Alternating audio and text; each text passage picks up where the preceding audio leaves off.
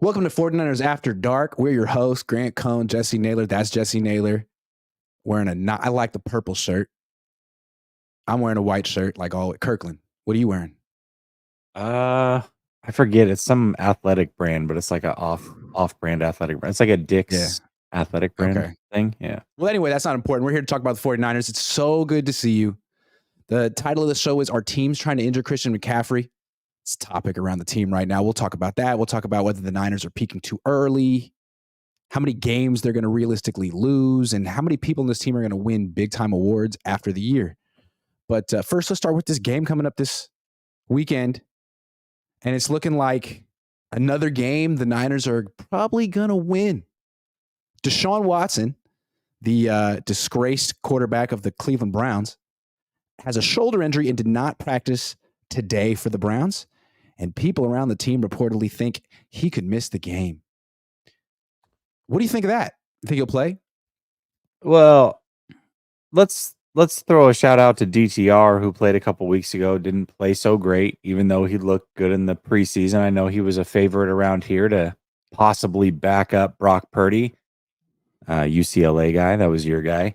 But yeah, I don't know. I don't know if he's going to play. I don't think it really matters, Grant. To me, when I look at the Cleveland Browns, their defense is really good. And it's supposed to be maybe a little bit of rain, a little bit of wind. You would think that would play in the favor of Cleveland.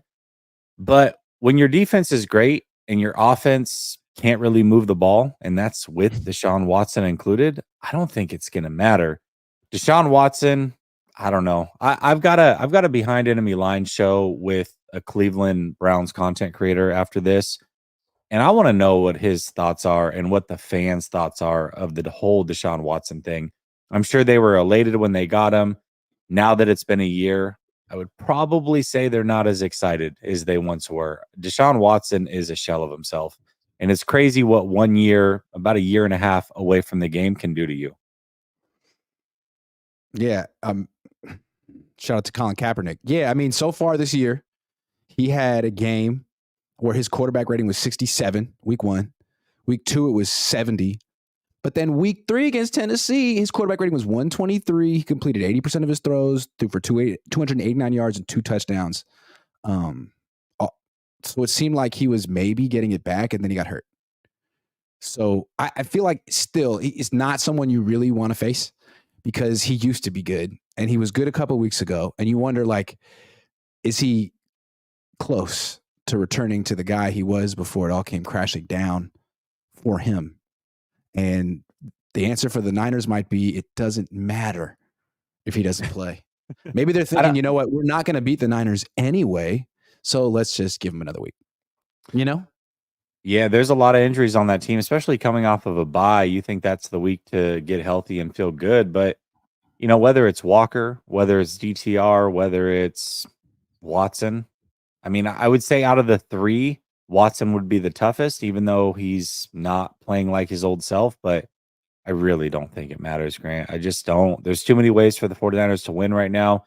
I think that if Chubb was healthy and if Watson had returned to form, then this easily could have been a game the 49ers would have lost. In fact, prior to the season, I picked it as a loss, but not now. There's no way. The 49ers are too good, and Cleveland is not who I thought that they eventually could be.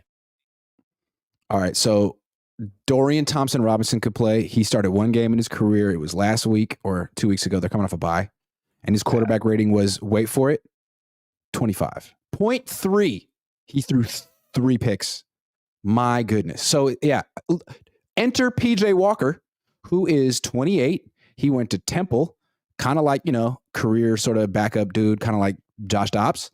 And last year he got to start 5 games and won 2 of them. In his career, he's 4-3 with a quarterback rating of 63. So watch out, Niners. This guy has 5 touchdowns and 11 picks in his career. You watch out, Steve Wilkes. He's coming. Yeah, Walker. And the thing is, PJ Walker, Steve Wilkes coached PJ Walker last year, right? He did. Yeah. He knows everything about him, good or bad. PJ Walker, wasn't he like the USFL MVP or something? I'm pretty sure.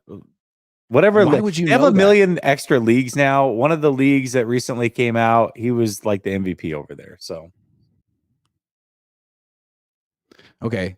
So if they start PJ Walker and there's like gusts of wind and there's lots of precipitation, does it even matter? Like, what would have to happen for the Cleveland Browns to win this game? Godzilla would have to make an appearance on the field in Cleveland. it would have to be one of those types of games where you really can't throw the football. That would actually that would give Cleveland the best chance to win, because then the quarterbacks are just taken out of it. Then it's like not Brock Purdy versus PJ Walker. It's just CMC versus Hunt, which is a little bit closer, I guess, but still not going to favor Cleveland. I don't know. Maybe the 1 o'clock game, traveling to the East Coast, a big emotional letdown. That's their only chance at this point. I don't think it's going to be close, but we'll see. Even with Watson, the Browns were going to lose. But without Watson, I mean, Yes. yeah, Myles Garrett, great player. That defense, man, their corners are great, D-line great, but they're going to score like 9 points. That's the other thing, though. How great is a defense if it has to stay on the field all game long? That's what happened to Dallas. Dallas was leading the league in time of possession. And all of a sudden they faced the 49ers and they couldn't move the ball. And so they went 3 and out, turnover. Your defense has to stay on the field. I don't care how great it is. If the 49ers scored quick or were going 3 and out 3-4 times to start a game, their defense wouldn't look as dominant either. Like, your offense has to complement the defense. And Cleveland right now doesn't have an offense that can complement the defense. And that's their issue. The Niners really did. Their defense put the clamps on Dallas. But you know who really impressed me in that game? Who really showed out? Dak.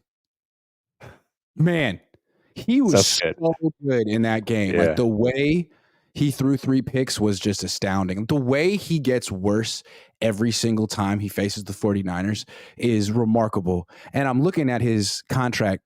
Dude, his cap number next year is $59.4 million. They have a problem. Big time. No, he's worth it. I'm just kidding. He's great. This is the problem with paying quarterbacks that are borderline top 10 or have been top 10 at some point in their career, but aren't mainstays there. Guys like Kirk Cousins, guys like Kyler Murray, guys like Dak Prescott. They're great when everything around them is perfect. But the moment you start stripping away talent and you overpay them, you're in quarterback purgatory and you're not going to win Super Bowls. It's going to be very hard to do so. Same thing with Carr. Same thing with Jimmy. Jared Goff's another one. Like, these guys are anywhere from 8 to 12 on any given year. But once they get paid, that's it. You know who the next one is? Who? He plays for the 49ers. Steve Young, Sam Darnold. Brock Purdy. So eventually the Niners are going to have to pay Brock Purdy. And with the numbers he's putting up and a potential Super Bowl victory or 2, man, he's going to get $50, $60 million a year. And unless he's really, really one of the top 3 or 4 quarterbacks in the league, it's not going to be worth it. So that's something to look at down the line. At that point, the Niners may be coming off back-to-back Super Bowl victories, and who cares? But that's the problem with paying quarterbacks in general. They're so expensive, and even the ones that you think are worth it, Justin Herbert, Joe Burrow, Josh Allen, like, how many Super Bowls have they won? Yeah. Okay. Well, let's actually go the other way. Let's assume that he is good enough to carry a team. Let's say he gets to that point, right? Whether you believe it or not, let's say he gets there. Still, it is harder to win once the quarterback is being paid. That's why this window they have now, this year and next year, is so important. They have to go that's why I think they have to make a trade deadline move. I would rather make the move and not need it than need it and not have it. And that's where the 49ers are at. Like, the Gregory thing is great, but I don't think that's the move that you make to go all in when you're this close to winning a Super Bowl. I would like to see something else to just ensure that they are the best team. Why even play around? Just make sure you have the best team and do whatever you can to add more talent to it. Nelson Gonzalez says Flash Garrett will surprise many. I mean, who's he going to surprise? He's a good player. Surprise. Yeah. Everyone knows he's good. Matt McEwen says if he could find the right masseuse, he will be ready. It's fair. Art Martinez says, Grant, been following since day one. Lately, you look like you don't like what you do. What's wrong, man? Well, the Niners are winning. I don't like it. I'm mad. It's always their fault. I'm waiting for some drama. Blame the Niners. This is the highlight of my day right here with Jesse, baby. All right. So this is something that I think the Niners are starting to whisper about and think and feel. That teams are starting to make it a point of emphasis to like rough up Christian McCaffrey or maybe hurt him. He's been getting some personal fouls against him. Last game, they tried to take off his helmet. What do you think? Do you think there's something here? Yeah. The first time I got that feeling was in the Dallas game. So the very first play, I didn't look at that as trying to hurt McCaffrey. The way I looked at that, and I actually tweeted right away about it, is when you get into a game with the 49ers, a team that you know is very physical, you have to overcompensate. And so you have to do things that you feel like tough guys do. And sometimes you're going to get penalties for it, stupid penalties, because you're trying to match that physicality from the 49ers. And that's what I felt the first play was. There was a play later in the game, though, and not a lot of people talked about it, at least that I remember, but where he had his right leg tucked under a player. And I think it was Parsons came over the top and like kept pressing him down. So essentially he was folding backwards and his knee was like getting tweaked. I was like, that right there, I was like, okay, maybe they're trying to get him hurt on that play. It seemed a little weird. He jumped up. It was no big deal, but that was the first play and really the only play that I can remember that said, all right, maybe they are trying to get him hurt. That being said, I mean, I don't know. I don't know if teams every week are trying this. That's the first real glimpse that I had of it. I mean, is there anything else that you can think of that stood out to you as plays that they were trying to get him hurt? It's football. Like, I don't know if they're explicitly trying to injure Christian McCaffrey. Like, there's not a bounty gate on him. Anything that I know do of. That. Yeah. But I could imagine how a defensive coordinator such as Dan Quinn might address his team the week of the game to sort of motivate him to execute your game plan. Like you'd say something like, punch him. Their offense starts and ends with Christian McCaffrey. All right. And look at your linebackers and the people in your front seven. Like, look at this little dude. Look at this 200-pound, 5'11" pretty boy. You gonna let him run on you? You gonna let him run over you? Are you gonna make him feel you? Like, there's ways you could motivate bigger, faster, stronger people than Christian McCaffrey to want to prove something, especially early in a game. I mean, that doesn't mean that they're as good as him, and like he's been dealing with that his whole. I mean, he's great, but still, wouldn't you say something like that? Like he's finesse. He's small. He's a scat back. He doesn't want it. Like, even though he's proven that he does and that he's a complete back, you'd have to say something like that, right? Instead of saying, hey, man, Christian, he's too good. What are you going to do? There's nothing we can do. He's so good. Let's just hope and pray.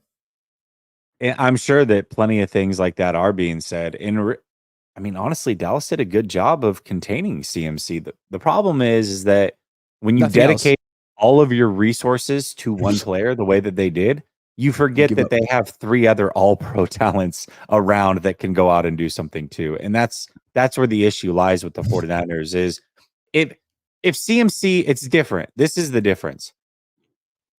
Taking CMC out of the game through a game plan is very different than him not playing, because if he's not playing, you just don't have to worry about him. Then you can start focusing on some of those other areas.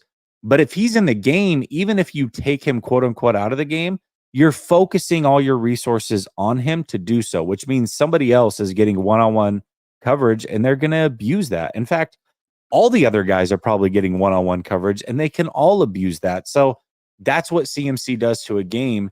Even if he's not the one that's going off, he is getting everybody else involved because it takes so much attention away from the defense. He's phenomenal. He's absolutely phenomenal. Yeah, absolutely. And it's funny, like Dallas can say, we set out what we accomplished to do. We shut down Christian McCaffrey. Who else can say they did that? Yeah. Good for And you. in the process, you gave up 42 points. You're the worst. Like, you had the best defense of anyone the Niners have faced, and you had the worst performance against the Niners offense. Like, whatever you, and that's crazy. It's Dan Quinn. You'd think he'd have the best approach, but his approach was the worst. You can't dare Brock Purdy to beat you, because you know what he's going to do? He's not Jimmy Garoppolo. He ain't. I made that mistake. He's good. And if you dare him to beat you, you got to shut him down. You know, when he got hurt in the NFC Championship game and Josh Johnson came in, things were different. And if Brock Purdy goes down and Sam Darnold comes in, things are going to be different, even with all the supporting cast. So I think teams got to start looking at this differently. It's not all, even I need to start looking at this differently. It's not all about Christian McCaffrey. Like, the quarterback is a really important position, and Brock is playing at a really high level, even though it's like your brain can't register it, because all you do is see a guy who looks like he's 14 on the field, and it's like, no, it's not, it can't. But then it's like, well, look at his numbers, dude. Look at his resume through 13 games. It's as good as it gets. It's as good as it gets. I don't know what Brock's going to look like long term, and I don't know what Brock would look like on mid-team across the NFL. But what I do know is on this team, he is playing literally flawless football. Yeah. And that's the problem with facing the 49ers now, is before you could rely on the quarterback giving you an opportunity throughout the game. As long as you capitalized, you would win. If you didn't, you couldn't. That's not happening anymore. And so, yeah, you can focus on taking CMC out of the game, or Kittle or Debo or whoever. Really, they're to a point where this player, Brock Purdy, is so good at getting everybody involved, spreading the ball around, making the right decision, that you have to take him out of the game. That's easy. And it's not easy to do, but you would think it's easier to take him out, the one guy, versus all four of the other guys. That's what you have to do. Take him Good out. luck. Good luck. And I think Philly understood that, because their whole game plan was, don't care about McCaffrey. We are rushing the quarterback. Don't care about handoffs, play action. Forget it. Like, we're taking out little Brock. Sorry, man. Not today, buddy. And we're taking out his backup too. We're coming for the quarterback. It's like, you want to shut down the Niners running back? Yeah, he's great. He's super great. And he's leading the league in touches, and a lot goes through him. But it's the quarterback. He's good. And he's much more important positionally on the chessboard. You got to put him in check. And the Cowboys couldn't do it. They were too busy shutting down McCaffrey. Let's give him a golf clap for shutting down McCaffrey. Let's give him a nice, way to go, Dallas. You did what you wanted to do. Flav says 2 scenarios where Brock's arm strength could be an issue. One is if we can't run because we're down big or need quick score, or if it's really windy. I'd bet Cleveland +7. Also think Watson plays. Yeah, you wrote in earlier with me and Rob. Flav is concerned today, which is interesting. Yeah, I don't think Watson didn't practice today. What is today? I guess it's only Wednesday. We'll see tomorrow. Thursday's the big day. If he doesn't practice tomorrow, I don't think he's playing at all. If he's limited, then we'll see. Deshaun Watson just isn't. If this was Deshaun Watson 2.5 years ago, I'd be very concerned. But so are they saying that, like, PJ Walker with a full week of practice gives him a better chance to win than Deshaun Watson with no practice? Is that what they're saying? Because that's amazing. Wow, Deshaun. How much are they paying him? And it's fully guaranteed. A lot of money. A lot of money. That was smart. Rajbir says Niners should be fresh. They sat in the fourth quarter. Yeah, but the Browns should be fresh. They had a bye week last week. But that's a good point. That is a good point. I got another question, and it's sort of an extension of the last one. Teams trying to injure CMC. Are the Niners peaking too early? They're 5-0, and they're playing their best football. But to be 5-0, maybe they didn't have to do this, but to get to where they are, they gave Christian McCaffrey 119 touches in 5 games, tops in the league. So they're really pressing the issue with their 200-pound do-it-all scat back. If they keep this up, if this is how they're going to be playing football games the rest of the season, I'm a little worried how sustainable it is with him. Whereas a team such as Philly, that's kind of like figuring it out as they win games, might peak late. I don't know. What do you think? Is this team peaking early, or am I just searching for something to nitpick? I don't know that you're searching for something to nitpick. I think on the CMC front, they might be as far as using him too much. I don't think the 49ers are peaking at all. I think last week they might have quote unquote peaked, but for the first 4 weeks, I kept talking about how I felt this team could be a lot better. And it sounded crazy at the time. Actually, I brought it up after Miami scored 70, and I said, I think this team can score with Miami. Like, whoa, I mean, they just put up 70. How can you say that? The 49ers put up 30. But I felt like the 49ers were leaving points on the board, and obviously 70 is an admiration. It's not going to happen every single week. So when I look at it, I say the 49ers are leaving points on the board. They could be scoring 40 plus every week. You said scoring. Last week, scoring, yeah. They could be scoring 40 plus every week. And Shanahan was upset that they only had 21 at halftime. This team is not peaking, Grant. This team is just that good right now to where last week they were closer to being at the peak of who they are. But I feel like they're a team that can dial it back for a couple weeks, wait until the competition gets high, and then go at it again. I just some dialing teams. It back. So, go ahead. Go ahead. What was the thing in the offseason? I think they can deload for a couple weeks. Deload. They can deload. It's all about deload McCaffrey. It's like, great, you're 5-0. Did you really have to give him 119 touches? You've cruised in these games. It was so easy for you to have been a little bit more judicious with McCaffrey and just for the sake of it. Because obviously, when Kyle is like, when the Niners are at their best on offense and when Kyle really is going for the jugular, the offense is going through McCaffrey. So when they're in the playoffs, this is how it's going to look. And that's fine, man. Give him 25, 30 touches a game in a playoff game. I don't care. But you don't have to do that freaking week 5 up 20 points. Like, stop. Because you know what? As great as Christian McCaffrey is, averaging 5.2 yards per carry, Jordan Mason's averaging 5.6. Like, you don't have to do this. Mike McDaniel over in Miami, the one team with a better offense than the Niners, they don't just ride one running back. They got 2. They have a split. Devon Achane and Raheem Mostert. Like, I don't understand. I just feel like it's so obvious. It's so easy. He's on IR right now, too. Ah, dang. I like that guy. Thanks for catching me. So here's the carries. I get it with receptions, too. That can be a lot. But this was the least amount of touches that he had gotten all season. He only had 21 touches this game. Yeah. He had 27 the game before, 23 the game before that, 23 and 25. So, I mean, if he can sit around 21, that's not a lot of touches. You better not really get hurt. not. I don't think. You better not get hurt. You better not get hurt. Oh, yeah, I hope not. You better not get hurt, baby. Just be careful, Kyle. Because it's not something you have to do. It's something you want to do. It's something you want to do because that makes your offense if you're going for like, the scoring title, because obviously him and Mike McDaniel are competing. They got a little thing going. If this is something you want to do for your ego, okay, it's not about your ego. It's about the Super Bowl. And that's the ultimate thing that's going to help your ego is getting the ring, okay, that ring. And it's not the scoring title or beating Mike McDaniel. So there are other ways you can win these games, man. You don't have to do it this way. In the playoffs, by all means. But get there with this running back in one piece, baby. He's on pace for like 430 freaking touches this year. You're at the games. You're at the games most of the time, but the TV version, and I noticed this last year and didn't really put a lot of thought into it. And maybe it's still nothing, but it does seem like every time he goes to the sideline after a drive, they're always working on his neck. Like his traps and neck area.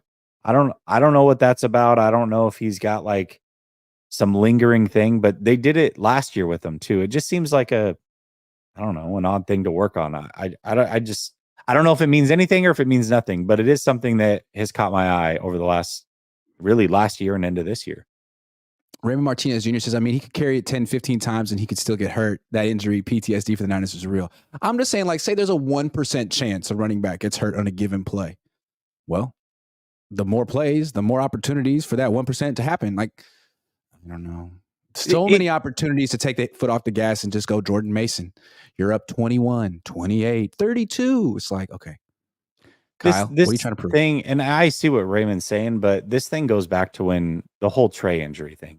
People are like, well, what do you want him to do? Just not run him at all? It's like, no, I don't want him to run him on second down and 8. Just be smart. choose sparingly when you do these runs. Like, That's all we're saying. why? I don't want Christian McCaffrey to run when they're up 14 or more with 4 minutes left in a game.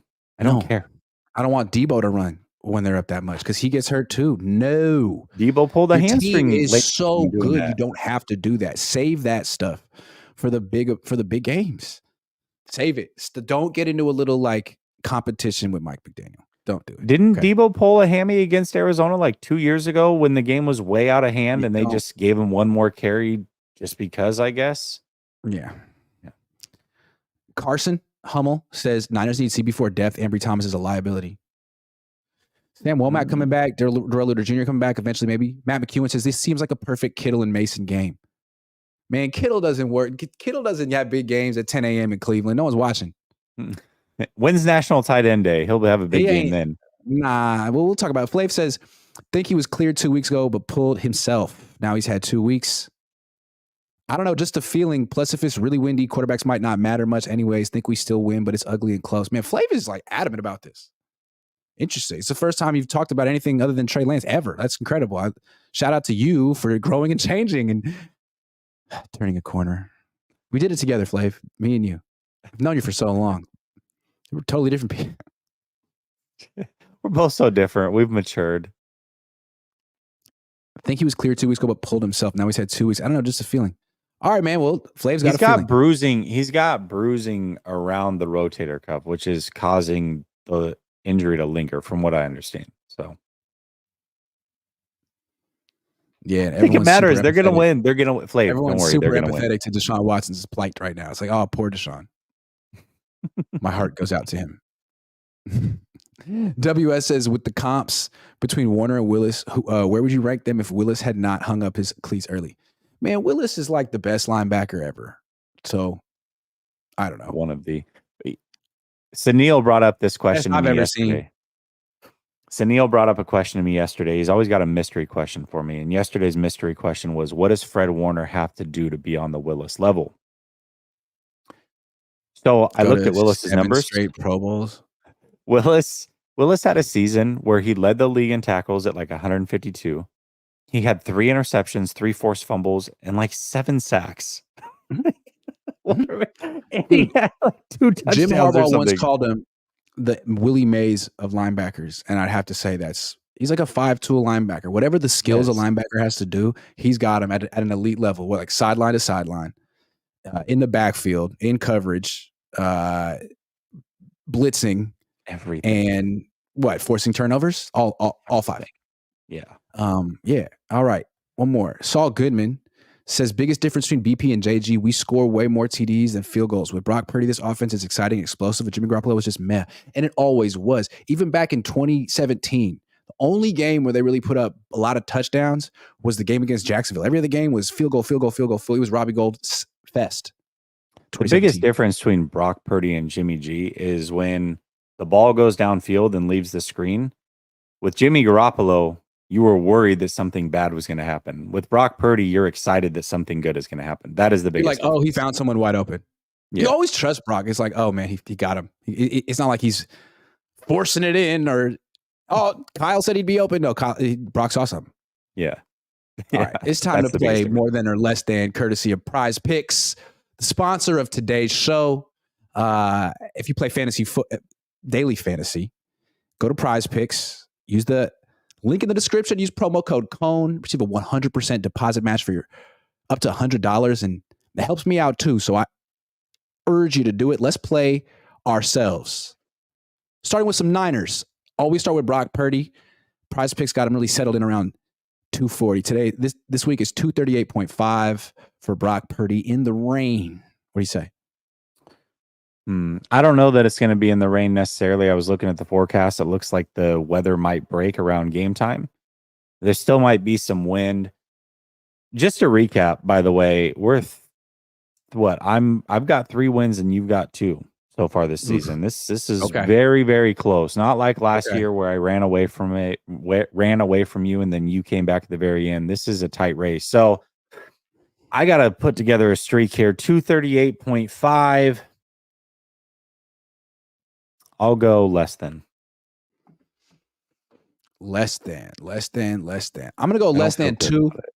because I just think they're going to be running the ball. I mean, Cleveland's giving up like 125 passing yards a game. I'm going less than. How about Debo? 47.5 receiving yards, more than or less than.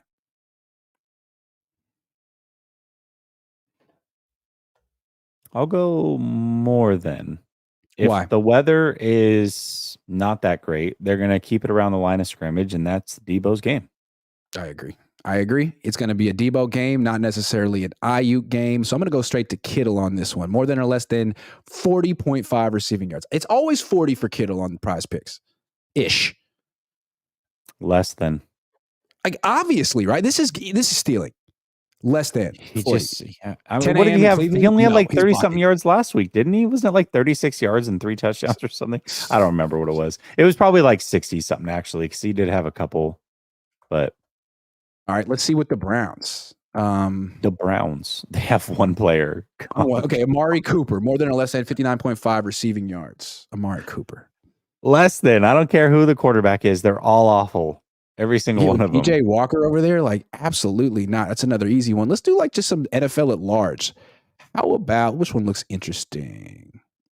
Oh, we can find out tomorrow. There's a Thursday night game between the Chiefs and the Broncos. Should we choose one of those ones? Ooh, how about which one would you rather do? Chiefs or Broncos? Let's do Broncos. Broncos. Okay. Where are you at? There's a lot of Broncos. Where's Russell Wilson at? Okay, Russell Wilson. 209.5 passing yards, more than or less than against Kansas City. More than. I agree, right? Have we disagreed about anything yet? I don't think so. Okay, we got to keep going then. All right, last one. We got to disagree about something. Let's go Chiefs. Chiefs. George Karlaftis. Definitely got to do him. Yeah. Big pause. Patrick Mahomes, more than or less than 268.5 passing yards. This is what it comes down to. Whatever you say, I'm saying the opposite. Less than. Oh, I was afraid you were going to do that. All right, more than. Help me out, Patrick. So that's 6 entries. If I get them all right, I win $440. As you can see, I've won $28 so far. Not doing great, but there's always this time. Let's place the entry. Thank you very much, Prize Picks. Because again, when you play Prize Picks, you shouldn't do 6 packs. You should just do 2 or 3 and play it safe. Yeah, but us, we, going all in. Going all in. Again, if you want to play, link in the description. Use promo code COHN, COHN, and receive a 100% deposit match up to $100. I highly recommend it. Thank you very much. All right, moving on. How many games will the Niners lose this season? And if they lose X amount, how outraged? When will the outrage set in? If they lose 3, 2, what is reasonable for them to lose this year? None. Before the season, I went through the schedule. I had 4 losses, and I said, well, let me be fair. There's probably a loss in there I can't figure out. I'll say 12-5. And I felt pretty good about 12-5. I thought that was good. It's going to be a tougher schedule. There's a lot of travel, blah, blah, blah, blah, blah. Here we are, and I'm looking at it going, I mean, I think there's more of a, let me ask you this, actually. I won't answer. Do you think if I told you, Grant, the 49ers are either going undefeated or they're losing 3 games, what would you say they do at this point?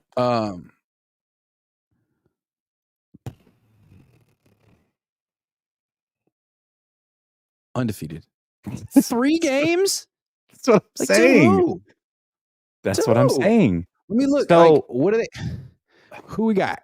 Okay, so Philly could be 1, right? Philly could be 1. Philly could be Baltimore, 1. I guess, could be 2. And Jacksonville can be 3? Like, are those the 3? Maybe Seattle one time? I think Seattle. Yeah. Okay.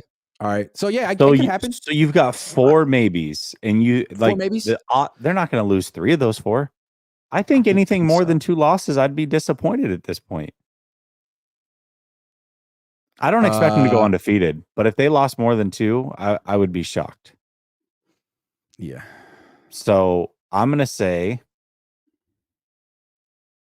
I'm going to say they go 16-1, and I would be disappointed if they had more than 2 losses. Wow. I can see 16-1. I feel like the only thing standing between them and 16-1 is an injury to someone that's really crucial. Like, even if they lose Debo for a month, they could do it. Even if they lose Ayuk for a month, they could do it. But it's like, if it's 13, if it's 23, either one of those guys, I'm not sure. Mostly Purdy. Those man. are the two. If they have to play a month with Sam Darnold, I mean, they could lose any game, no matter how good they are, the rest of the team. So that's really the only thing that could set him back, the Sam Darnold experience. And maybe I'm underselling him, but I don't think I am. That 3-game stretch, starting with the Thanksgiving game where they go Seattle, Philly, Seattle, that's it. That's the 3-game stretch. If they make it out of that, I don't see how they lose a game, because I don't think they're going to lose before then. I really don't. I think they're going to be undefeated going into that 3-game stretch. Yeah. Because Jacksonville, Browns. Because let's look at Jacksonville. Jacksonville is, that one could be tough. You're going to East Coast, but it's coming off of a bye. So they're going to be plenty rested. That's true. Then they come back home and play Tampa. Lost to the Texans by 20. Yeah. They come back home and play Tampa. Sorry, go ahead. They come back home and play Tampa. That's going to be a win. And then it's like, all right, well, you have a short week, Thursday Night Football. That's it. Thursday Night Football. Then you play your rival in the Eagles. Then you come back and you play Seattle again. That's a tough 3-game stretch. That's the 3-game stretch right there. Yeah, I can see that. 16-1, number 1 seed, first round bye, no travel. I'll take it. It's as good as it gets. About as good as it gets, man. Am I rooting for the Niners all of a sudden? Like, I think you are. No, I only root for myself, but there are sometimes when rooting for myself involves sort of kind of not rooting for the Niners, but like not being mad when they do well. So I think I'm there. I'm not mad. You know what your best case scenario is, Grant? Go to the Super Bowl. They go to the Super Bowl and lose. That's your best case scenario. I'm not saying that's what you're rooting for. I'm not saying that's what you're rooting for, but that is your best case scenario. I can sort of keep my posture as a skeptic. But like that being said, I think like winning a Super Bowl would be so good for business for everyone. Do you understand how many new fans of the 49ers there would be? How much larger the audience for all of, because we essentially all have the same audience. Okay. There's like 15 of us content creators, 20. It's all the same people watching all of us. And you know, some people have different preferences and stuff, but we're all pulling from the same fans on YouTube. With the actual 6th Lombardi, like there will be 4-year-olds who are, who grow into it. It's a whole new generation. I wouldn't be mad at that.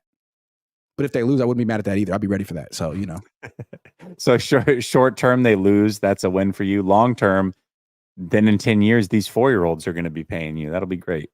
You can't let stuff that's out of your control get you mad or get you down, man. If the Niners win a Super Bowl, that's great. I'll make the most of it. If the Niners lose a Super Bowl, that's great. I'll make the most of it. It's the only way I can think. You know what I'm hoping for? As a fan, I'm hoping that the 49ers win, and my 9-year-old son, who's become a Ravens fan, flops and goes over to the 49ers, and then we're good to go. That's what I'm hoping for. I gotta say, it takes a lot of courage to not root for the same team your dad roots for. He's 9 years old. Wow. What a guy. Yeah. Is this Dalton or Maddox? Maddox. He's a Lamar Jackson fan. Dalton doesn't care about football. Well, you name your son after Greg Maddox, and I mean, he's going to have some opinions. He's going to know a thing or two. I always felt like Greg Maddox was dope and really good, but like they would call strikes for him 6 inches off the plate. It's like, okay, you're going to give him that. Like he's never going to get hit, but that's neither here nor there. You know what? It just kind of hit me. Brock Purdy. Greg Maddox is the Brock Purdy of pitchers. Pinpoint accuracy, not the strongest arm, but was so effective. Gold glove. Position. Gold glove every year. Yeah. Yeah. It's true, man. He was the king of the changeup until Pedro. I miss 90s baseball. I could name all the players. Good. I don't know who. I don't know the rules anymore. The players. Anyway, Brother Bob, never get Cohn's notifications. Stop blocking me. Really? Anyway, Niners says love Dre and Fred, but it's not close between Pat and Bo. Pat and Bo, multiple first-team All-Pro. They could cover and hit. They both ran down Vic. Neither could cover like Fred. I'll tell you right now, neither one could cover like Fred. Both could cover, though, for sure. No. But Fred is so special at that. But neither Fred or Dre can get after the quarterback like those two could. And neither of them, the rules were different. So you were allowed to actually hit a lot harder. So Brother Bob says, no, Jesse, you said 6 losses. Last one, the big, I said 6 losses. No, he's saying that I picked him to go to the Super Bowl and lose preseason. Okay. Flav says, I do think it's a good game for Mason. He's a really good runner. You called that before anyway. Flav, give me props. Flav and me are friends now. What's up, Flav? Respect. Oh, respect from Flav. I respect you too, Flav. I think he's horrendous in pass pro, though. Oh, I saw that coming. He set me up. Damn. But if weather is bad, doesn't matter. Use him, Shinny. I don't really have an opinion on him in pass pro, honestly. But how often does the running back stay in pass pro on the Niners anyway? Like, isn't the running back usually in route? When they keep a guy in pass pro, it's usually a tight end. Am I wrong? No, you're right about that. You can tell Flav he's a leader in whatever he does for his career because he just gave you like the shit sandwich, like really good. Here's the bad stuff. You're doing good. I'll end it good though. I'm gonna end it good. Respect, Flav. With the $10 donation, it's very generous. Not the $2 isn't. Legendary answers. 49ers were losing to one of the birds for show. Real talk. I do say real talk. When I'm serious, I'm like, real talk. Real talk. Yeah, sorry, I'm texting my buddy. I usually start with real talk though. I don't end with real talk. I think I let them know. I let them know up front that I mean business. I don't want them to find out after the fact that I mean business. You know what I mean? You know what's baller? What some people should do more often? Like rappers do it in their verses. You know what I mean? Like Lil Wayne used to do it all the time. Like he'd have his whole 16 bars, and that last line would be like a clincher or whatever he had to say, and then he ended up by saying Wheezy. It's like I want to do that. Like just be talking to you on a show and like go for like 45 minutes and really spit, and at the end being like Iggy. Just call out your name at the end. Be like, yeah, that's what I do. Grant Cohn. Just saying your name, just like randomly. Grant Cohn. Yeah, talk about yourself in third person. That's always good. Yeah, it's a bad thing to do. Ricky Henderson did it. You know whose shows are really good? Grant Cohn shows are really good.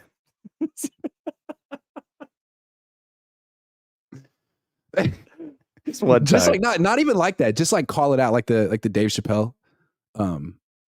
skit where he's like Kobe, yeah. Kobe. Just call out your own name when you say stuff, do stuff. Anyway, Coco Puff says Niners will have mini bye before Eagles, and Eagles will play Chiefs and Bills. The Niners should win that game. Yeah, 17-0. There you go. Feel me? All right, it's time to get to the best, and I gotta be out of here soon. So let's get through it. We got like 8 minutes left. Let's name the Niners that are serious contenders to win NFL awards this season. Big ones. You know them. MVP, Offensive Player of the Year, Defensive Player of the Year, Coach of the Year, Coordinator of the Year, Quality Control of the Year. All the big ones. Who's in position? I like how you threw that in there. Iggy, I think let's start with MVP because that's the big one. I think the 49ers have 2 legit contenders there. 2 legit to quit. Purdy, CMC are both 2 legit to quit when it comes to MVP. I think they both have a shot there. Now, Purdy being a quarterback probably has a more realistic shot, but I wouldn't be shocked if CMC kept on this tear and won an MVP either. So I think both of those players right now, if they continue to play the way that they have a legit shot at MVP. You agree? Well, yeah, I think I would probably give the nod to Brock. You know, if you go on BetUS, who's another sponsor of my channel, and check out their odds for MVP, number 1 favorite, Patrick Mahomes, because it's Patrick Mahomes plus 500, and then plus 700, there's 3 guys. Can you guess who they are? I'm going to go Josh Allen. Yep. Brock Purdy. Yep.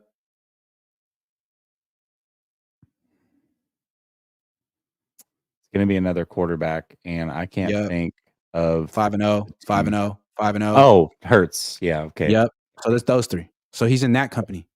So he could be the MVP. I mean, he could be he could be 17-0 with a 123 quarterback rating, the most efficient season. Like, he's having a better season than Matt Ryan had in 2016. Statistically, that's where he's at. And Matt Ryan was the MVP that year. So he could be the MVP. Then you could have McCaffrey as the offensive player of the year. No question. He's leading the league in touches and touchdowns and yards from scrimmage. Like, defensive player of the year could absolutely be Fred Warner. Let's go back to offensive player of the year real quick, because this is what I find interesting. I think there's an opportunity for both CMC and Purdy to win MVP, although I would give the nod. Usually a quarterback gets it, but not both of them can win offensive player of the year. Like, if they went with Patrick Mahomes for MVP, Brock Purdy's not going to get offensive player of the year. That's likely going to go to a running back, and that's where CMC could win. So that's the interesting contrast there. Like, if Brock Purdy doesn't win MVP, he's not getting OPOY. CMC would have a chance at that, but not Brock. So Agree. Yeah. You said Fred Warner DPOY. I mean, this defense has given up 13.5 points per game. The defensive player of the year could conceivably come from this squad, and it ain't Bosa right now. It's not. I mean, people could say he's their best player, or he's the best PFF grade, but he's not winning defensive player of the year with his, 1.5 sacks? It's not happening. It could be Fred. It could be Fred. Who's better than him on this defense right now? I mean, I think he's legit contender. That's three guys right there. They could sweep those. And frankly, how good, if this team goes 17-0 or 16-1, why not? It's their season. And then you can go to the coaching staff. Assistant coach of the year, Wilks. Steve Wilks. I mean, my goodness. 13.5 points. Actually made the defense better. Now, he did get Javon Hargrave, and still, everyone says it's going to be hard to improve on the number one defense. He did. He has. I mean, he's the first coordinator Kyle's had who, like, doesn't get burned by scrambling quarterbacks. Like, D'Amico's good. Wilks might be better. D'Amico had a tough time containing mobile quarterbacks and keeping the ball from getting caught down the field. Wilks doesn't have those problems at all. He got Hargrave, but he lost Azeez Al-Shaair. He lost Jimmy Ward. He lost Amenahu. He lost Ebicom. He lost some players too. So, and then coach of the year, Shanahan, right? Shanahan, there was a chance that Shanahan should have gotten it last year. I thought he should have, actually. I chose him. Who got it? Brian Daboll? Daboll got it. You know, I should have trusted my gut. It should have been Nick Sirianni. To me, it was like last year was the Eagle. Like, that was their coming out party. They burst on the scene. They were the most dominant team.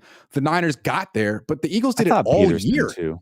Peterson should have had a chance at it. Yeah, but I would have voted for Sirianni. But this year, it seems like it's either going to be Kyle or Mike McDaniel, and Kyle's team's better. Yeah, his team is better.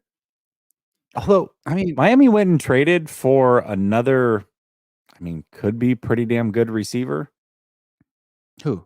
And then they have Jalen Ramsey coming back. Like, who'd they trade for? What was his name? He was in Pittsburgh, then he was in Chicago for like half a season. Claypool. Yeah. That's true. Just an embarrassment of riches. Just keep on adding to the offense. Yeah. And they still have Jeff Wilson Jr., right? Yeah, I think he started the season on IR, maybe. So, but he should be back if Chain's out. So, yeah. Okay, so we got potential MVP, offensive player of the year, defensive player of the year, coach of the year, coordinator of the year. Wow. If the season ended today, that I would think they would win all those awards. Yeah, I mean, absolutely. They would have. So they're going to have to keep up a torrid pace, but it's possible. This team's very good, so they could win all those awards. Wow. No rookie of the year though.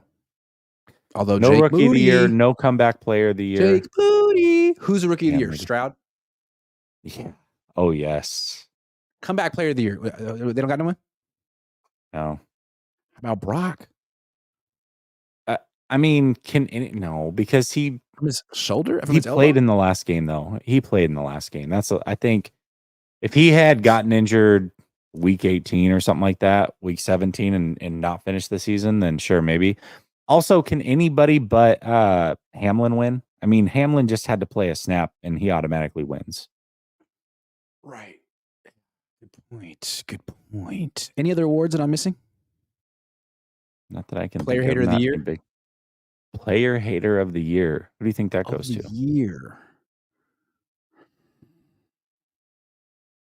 Me? Who hates all the players? Just joking. He's got 2 thumbs. That's where you say Iggy. Grant Cohn. Real talk. Real talk. Bally says, should we find another running back? I think Elijah is done. Yeah, man, they should find one named Jordan Mason. I would look for that guy. Maybe their 3rd round pick can actually do something too. TDP. Brother Bob says rookie of the year, Mr. Jake, 100% makes Moody. Yeah, no. Yeah. It's not going to him. It's going to a quarterback, and his name's CJ Stroud, who's the only other quarterback besides Brock Purdy without an interception this year. All right, the sun's all the way down the West Coast. The show is over.